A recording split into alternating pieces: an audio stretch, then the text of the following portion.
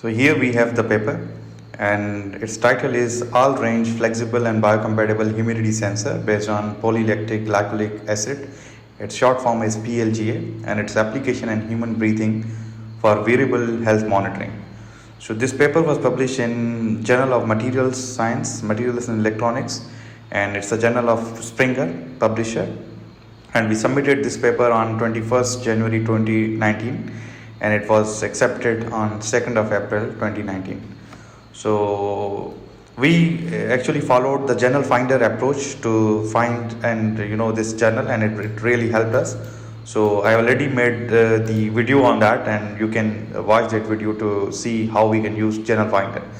So basically our target was to design the humidity sensor, and it must be biocompatible and it should be flexible. And the target of this sensor was to monitor human breathing activity. So it was actually used as a wearable health monitoring sensor. So when you're going to develop a sensor, and especially if that is to be placed on a human body, means it has some interaction with human body, it's very important that it should be biocompatible. So the idea of selecting this material was that it had that property of hydrophilic, so it was a good affiliation with water molecules, and second one was it was well known biocompatible material. So that's why we selected this material as a sensing layer for our humidity sensor. So let's have a look on abstract. Few quantitative data is also available.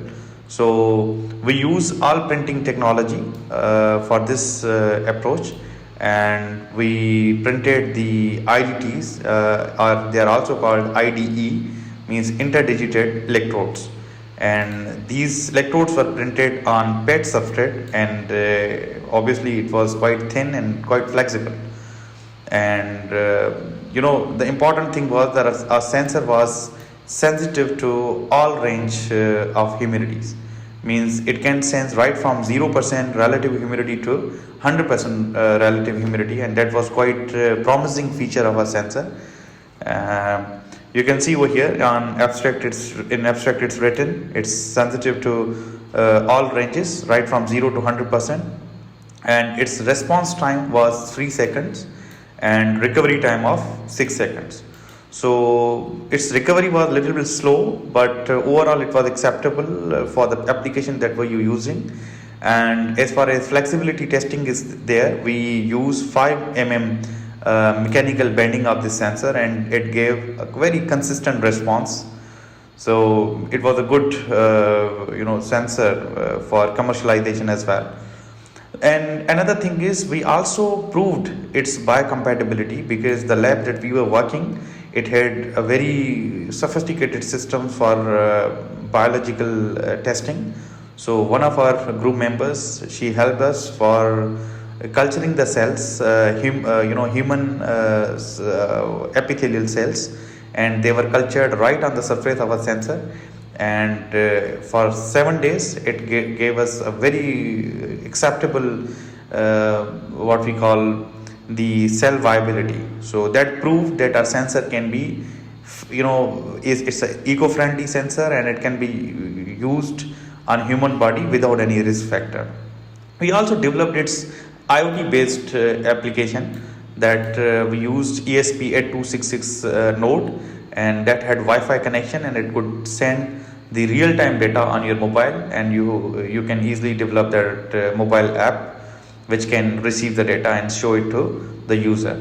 So here we have introduction, lot of references are added, and you can see that over the period of last few years, lot of different works have been done. People have developed other relative humidity sensors as well, and they have their own shortcomings, and they have been exclusively written for each paper.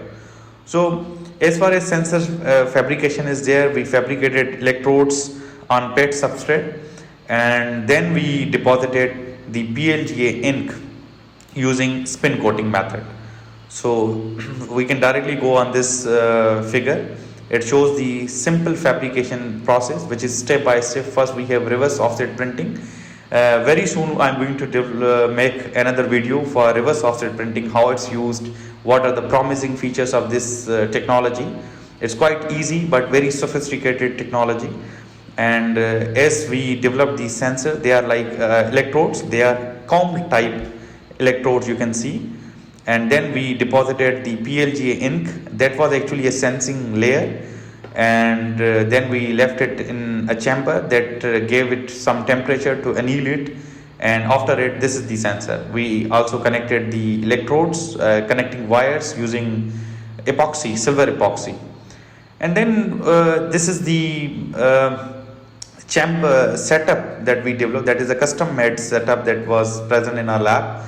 You can see over here that we have dry air compressor and humidifier to provide humidity, because again and again you have to perform the experiment. For that you have to make this chamber dry.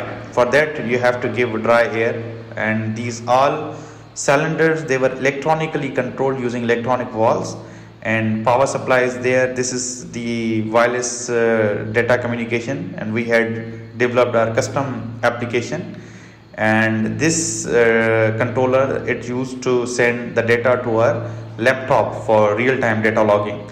And we use a reference humidity sensor which gave us real-time humidity, and our sensor provided us the impedance data.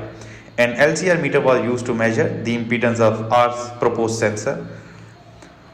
And then these are the results. You can see in the abstract I also discussed that we use the biological testing. So the cells were cultured on the surface of our sensor, and you can see that day 1, day 3, day 7, the cells are growing and cells have good viability. So that actually showed us that our sensor is completely biocompatible.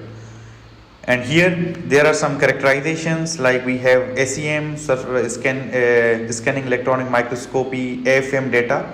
So I'm not going in detail on that, because for young researchers, I will make a separate video for that.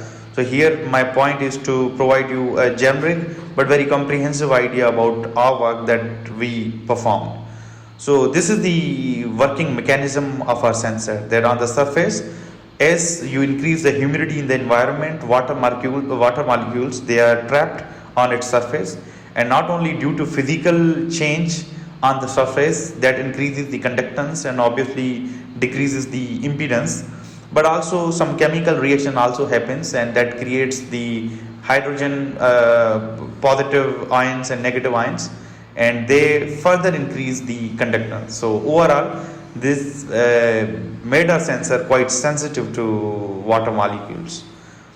And these are some results. You can see that if we have an LCR meter which was set at 1 kilohertz frequency, set frequency of 1 kilohertz, then at 0% relative humidity, you can see it is around 9 mega ohm impedance. So as you increase the relative humidity, you can see that it's drastically decreasing. So it's quite sensitive.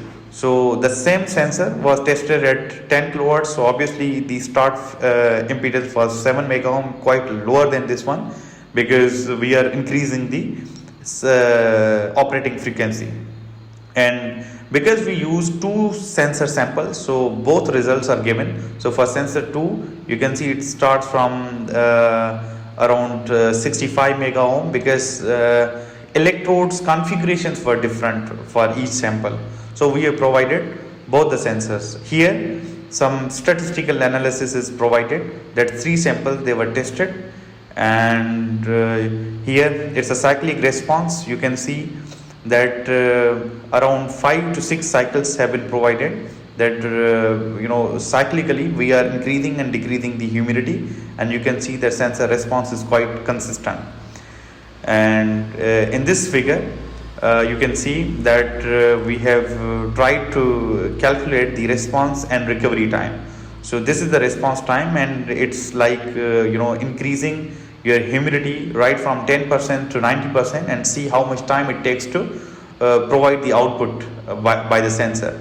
So we have calculated, that's also provided in the abstract that I already mentioned. That's response time is 3 seconds and recovery time is 6 seconds. The recovery time is a little bit slow, because I already mentioned in the mechanism that it's a chemical reaction is also happening. So once you decrease the humidity, means you put some dry air, so it takes little bit time to decompose that reaction, or make the reaction quite reversible.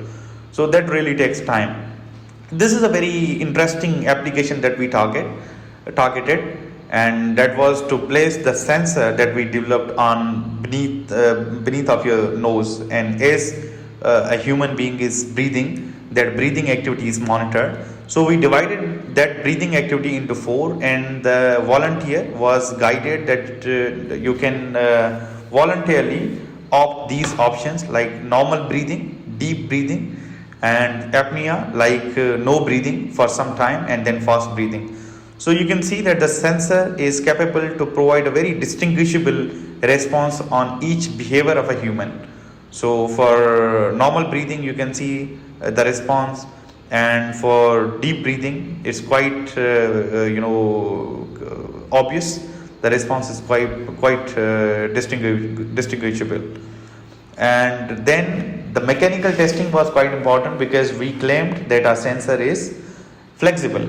So what we did, we used one cylindrical object whose radius was 5 mm, and we attached our sensor onto that cylindrical object, and then we provided the same humidity, cyclic humidity in the chamber. And you can see, if you compare this response with this response, you will see that they are both quite similar, and that proves that the sensor can also be used on those surfaces which are quite flexible, or where bending of the sensor is needed. So it was the work that we did in an humidity sensor. And obviously response time, recovery time, there is some work needed. So that's what we are doing currently, and our one work on that improvement is also under submission in one journal. And hopefully once it's accepted, I will also make the video on that, and I will show you how we improved this work, and what challenges we faced during that process. And that's it from my side. If you have any questions, if you want to discuss anything, please do comment or discuss with me through my email. Thank you so much.